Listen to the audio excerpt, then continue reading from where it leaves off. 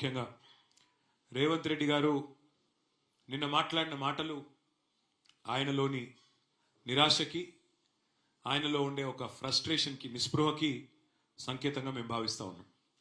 ఓటమి తప్పదు అని అర్థమైన తర్వాత ఏ నాయకుడికైనా, ఏ పార్టీకైనా ఆ భయంలోంచి, ఆ నిరాశలోంచి, ఆ నిస్పృహలోంచి వచ్చిన మాటలుగా మేము భావిస్తూ ఉన్నాం. ఆయనకంటే గట్టిగా, ఆయనకంటే ఇంకా ఆయన భాషలోనే సమాధానం చెప్పే సత్తా మాకుంది. కానీ మా పెద్దలు కేసీఆర్ గారు చేసిన ఒక సూచన, వారు చెప్పిన మాట ఏమంటే, పొరపాటున కూడా అట్లాంటి భాష మనం మాట్లాడాల్సిన అవసరం లేదు, అట్లాంటి వ్యక్తుల గురించి మనం ప్రస్తావన చేయాల్సిన అవసరం లేదు, మనం చేసింది చెప్తే చాలు అనే మాట వారు మాకు దిశానిర్దేశం చేస్తూ ఉంటారు ఎప్పుడు. నేను అందుకే రేవంత్ రెడ్డి గారు నేను అడుగుతా ఉన్నా సూటిగా, నువ్వు నన్ను బూతులు తిట్టినా, నువ్వు నన్ను వ్యక్తిగతంగా తూలనాడినా, మీరున్నది ముఖ్యమంత్రి పదవిలో కాబట్టి నేను మిమ్మల్ని గౌరవంగానే మాట్లాడుతూ ఉన్నా. రేవంత్ రెడ్డి గారిని నేను సూటిగా అడుగుతా ఉన్నా, హైదరాబాద్ అభివృద్ధికి గత 10 ఏళ్లలో బీఆర్ఎస్ ఏం చేసిందో, గత 2 ఏళ్లలో నీ ప్రభుత్వం ఏం చేసిందో చర్చకు మీరు సిద్ధమా అని నేను అడుగుతా ఉన్నా. అట్లాగే మున్సిపల్ మంత్రిగా ఆనాడు కేసీఆర్ గారి ప్రభుత్వంలో స్ట్రాటజిక్ రోడ్ డెవలప్మెంట్ ప్రోగ్రాం కింద 42 ఫ్లైఓవర్లు, అండర్ పాసులు ఇవన్నీ కూడా మేము నిర్మాణం చేసినాం. మా హయాంలో 36 పూర్తి చేసినాం. మీ ప్రభుత్వం వచ్చిన తర్వాత వాటిలో కొనసాగింపుగా ఇంకా 10%, 15% పని మిగిలితే వాటిని మీరు పూర్తి చేసి రిబ్బన్లు కట్ చేస్తూ ఉన్నారు. మరి 2 ఏళ్ల నుంచి మీరు కొత్తగా ప్రారంభించిన, కొత్తగా మొదలుపెట్టిన ఫ్లైఓవర్లన్నీ, పూర్తి చేసినవన్నీ చర్చకు సిద్ధమా? ఎన్ని ఫ్లైఓవర్లు కట్టింది నీ ప్రభుత్వం అని అడుగుతా ఉన్నా. ఫ్లైఓవర్లు కాదు, కొత్తగా ఈ 2 ఏళ్లలో ఒక్క రోడ్డు అన్న కట్టినవా? 10 ఏళ్లలో మా ప్రభుత్వం దాదాపు 100 లింక్ రోడ్లు నిర్మాణం చేసింది. నువ్వు ఒక్క లింక్ రోడ్డు కానీ, ఒక్క కొత్త రోడ్డు కానీ నిర్మాణం చేసినవా అని నేను అడుగుతా ఉన్నా. అసలు కొత్త రోడ్డు వేయడం దేవుడెరుగు, ఉన్న రోడ్లకు గుంతలు పడితే ఒక గుంతనన్న పూడ్చిందా నీ ప్రభుత్వం అని చెప్పి నేను అడుగుతా ఉన్నా. సీఎం అంటే జేబులో కత్తెర పెట్టుకొని మేం కట్టిన ఫ్లైఓవర్లకు రిబ్బన్లు కట్ చేయడం కాదు. సీఎం అంటే కటింగ్ మాస్టర్ కాదు, సీఎం అంటే చీఫ్ మినిస్టర్. అందుకే చీఫ్ మినిస్టర్ లాగా ప్రవర్తించి తప్ప ఈ రకమైన అడ్డమైన మాటలు మాట్లాడవద్దని కోరుతా ఉన్నాం. ఆనాడు కేసీఆర్ గారి ప్రభుత్వంలో అర్బన్ మిషన్ భగీరథలో భాగంగా హైదరాబాద్ వాసుల దాహార్తి తీర్చిందెవరో ప్రజలందరికీ తెలుసు. ఇవాళ నేను అడుగుతా ఉన్నా రేవంత్ రెడ్డి గారిని, మళ్ళీ మంచినీటి కష్టాలు తెచ్చి వాటర్ ట్యాంకర్ల మీద ఆధారపడే పరిస్థితి తెచ్చింది నీ కాంగ్రెస్ ప్రభుత్వం, అవునా కాదా? చర్చకు మీరు సిద్ధమా? కేసీఆర్ గారి నాయకత్వంలో 20,000 లీటర్లు ఫ్రీ వాటర్ ఇస్తే హైదరాబాద్లో, ఇవాళ వాటికి మీరు బిల్లులు ఇస్తున్న మాట వాస్తవమా కాదా? చర్చకు మీరు సిద్ధమా? హైదరాబాద్లో ఈ శానిటేషన్ సమస్య, అంటే చెత్త సమస్య పరిష్కారానికి కేసీఆర్ గారి నాయకత్వంలో స్వయంగా కేసీఆర్ గారు కూడా ఒక ఏరియా ఎంచుకొని ఆ ఏరియాకి తాను కూడా ముఖ్యమంత్రిగా బాధ్యత వహించి, అట్లాగే ప్రతి ఐఏఎస్ అధికారిని, ఐపీఎస్ అధికారిని కూడా హైదరాబాద్ 400 భాగాలుగా విభజించి ఒక్కొక్క యూనిట్కి ఒక్కొక్క ఐఏఎస్, ఐపీఎస్ అధికారిని నియమించి మంత్రిని, ఎమ్మెల్యేని, ఎంపీని, ఎమ్మెల్సీని అందరినీ బాధ్యులు చేసి తాను కూడా బాధ్యత తీసుకొని స్వచ్ఛ హైదరాబాద్ అనే కార్యక్రమానికి శ్రీకారం చుట్టి ఆనాడు వేల సంఖ్యలో స్వచ్ఛ ఆటోలు ప్రవేశపెట్టిన విషయం నీకు తెలియదా? నీ ప్రభుత్వం వచ్చినాక ఈ 2 ఏళ్లలో ఒక్కటంటే ఒకటి కొత్త ఆటో కనీసం ప్రవేశపెట్టినవా? చెప్పగలుగుతావా? కేసీఆర్ గారి ప్రభుత్వంలో ఆనాడు 3,000 మెట్రిక్ టన్నులు పర్ డే చెత్త సేకరణ చేస్తే మేము వచ్చినాడు, తర్వాత మేము పెంచిన ఈ ఎఫిషియెంట్ కార్యక్రమం వల్ల అది 7,500 మెట్రిక్ టన్నుల సామర్థ్యానికి పెరిగింది. ప్రతిరోజు చెత్త కలెక్షన్ 3,000 నుంచి 7,500 టన్నులకు పెంచింది కేసీఆర్ ప్రభుత్వమా కాదా? అసలు నీ ప్రభుత్వం వచ్చినాక నువ్వు శానిటేషన్ మీద చేసింది ఏంది చెప్పే సత్తా నీకుందా అని అడుగుతాను. అట్లాగే మా ప్రభుత్వం ఉన్నప్పుడు కేసీఆర్ గారి నాయకత్వంలో స్వచ్ఛ సర్వేక్షణ అని కేంద్ర ప్రభుత్వం ఒక పథకం చేస్తుంది, ఒక సర్వే చేస్తుంది. స్వచ్ఛ సర్వేక్షణలో మా మున్సిపల్ డిపార్ట్మెంట్ ఆనాడు 34 అవార్డులు సాధించింది.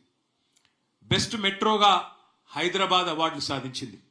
5 ఏళ్ల పాటు వరుసగా best quality of living in India ఉన్న నగరం ఏంది అని మెర్సర్ అనే సంస్థ సర్వే చేస్తే నంబర్ 1 సిటీగా హైదరాబాద్ వచ్చింది.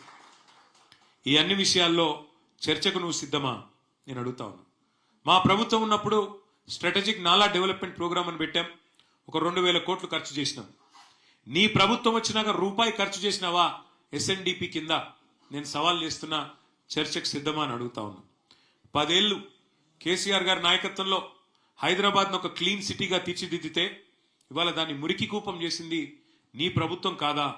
ముఖ్యమంత్రిగానే కాదు, మున్సిపల్ మంత్రిగా కూడా మీరు విఫలమైన మాట వాస్తవమా కాదా నేను అడుగుతా ఉన్నా. 10 ఏళ్లలో కేసీఆర్ గారి ప్రభుత్వం 1,00,000 డబుల్ బెడ్రూమ్ ఇల్లు కట్టింది హైదరాబాద్లో. ఒక్క హైదరాబాద్లో 1,00,000 డబుల్ బెడ్రూమ్ ఇల్లు కట్టింది. ఇవాళ నేను రేవంత్ రెడ్డి గారిని అడుగుతా ఉన్నా, మేము 1,00,000 డబుల్ బెడ్రూమ్ ఇల్లు కడితే నువ్వు కనీసం ఒక్క ఇల్లు కట్టినావా 2 ఏళ్లలో హైదరాబాద్లో? దమ్ముందా? సమాధానం చెప్తావా? చర్చకు వస్తావా నేను అడుగుతా ఉన్నా. ఒక ఇల్లు కట్టలేదు కదా, ఇంకా 1000 ఇండ్లు కూలగొట్టిన దౌర్భాగ్యపు చరిత్ర నీది కాదా? నీ ప్రభుత్వాన్ని కాదా? ఇందిరమ్మ రాజ్యం పేరిట ఇండ్లు కూలగొట్టిందే తప్ప ఒక్క ఇల్లు కట్టినవా అని నేను అడుగుతా ఉన్నా. అట్లాగే హైదరాబాద్ మెట్రోను పూర్తి చేసింది మా ప్రభుత్వం. 2017లోనే మొదటి దశ ఇనాగరేట్ చేసి 2021లో రెండవ దశ ఇనాగరేట్ చేసి మొత్తం 70 కిలోమీటర్లకి మెట్రోను తీసుకొని పోయింది మా ప్రభుత్వం, కేసీఆర్ గారి ప్రభుత్వం. కానీ నువ్వేం చేసినావు? ఆ మెట్రో CFOని బెదిరించి, L&T CFOని బెదిరించి జైల్లో పెడతా అంటే ఇవాళ L&T వాళ్ళు పారిపోయే పరిస్థితి వచ్చింది. మెట్రో వదిలిపెట్టింది వాస్తవం కాదా? చర్చకు వస్తావా ఈ విషయంలో అని చెప్పి రేవంత్ రెడ్డి గారిని అడుగుతా ఉన్నా. ఒకనాడు కాంగ్రెస్ ప్రభుత్వం ఉన్నప్పుడు పవర్ హాలిడేలు పారిశ్రామికవేత్తలకు, వారానికి 2 నుంచి 3 రోజులు పవర్ హాలిడేలు. ఆ పరిస్థితి తీసేసి 24 గంటలు నాణ్యమైన కరెంట్ ఇచ్చింది కేసీఆర్ గారి ప్రభుత్వం. మొత్తం ఒక హైదరాబాద్లోనే కాదు, రాష్ట్రంలోని అన్ని పట్టణాలు హైదరాబాద్తో సహా అన్ని పల్లెలు LED దీపాలు పెట్టి, లక్షలాది LED లైట్లు పెట్టి మొత్తం తెలంగాణని దేదీప్యమానం చేసింది మా ప్రభుత్వమా కాదా? ఈ విషయంలో చర్చకు వస్తావా? ఈ 2 ఏళ్లలో నీ ప్రభుత్వం ఒక్క LED లైట్ అన్న ఎక్కడన్నా పెట్టిందా? చర్చకు వస్తావా రేవంత్ రెడ్డి అని నేను అడుగుతా ఉన్నా. ఆనాడు కరెంటు కోతలతో, జనరేటర్లతో, ఇన్వర్టర్లతో, కరెంటు కోతలతో ప్రజల బతుకుని అతలాకుతలం చేసింది నీ కాంగ్రెస్ పార్టీ. ఎవరి హయాంలో విద్యుత్ వెలుగులు కొనసాగినాయో, ఎవరి హయాంలో విద్యుత్ కోతలు, కరెంటు కష్టాలతో ఇబ్బంది పడ్డారో ఈ విషయంలో చర్చకు వస్తావా అని నేను అడుగుతా ఉన్నా.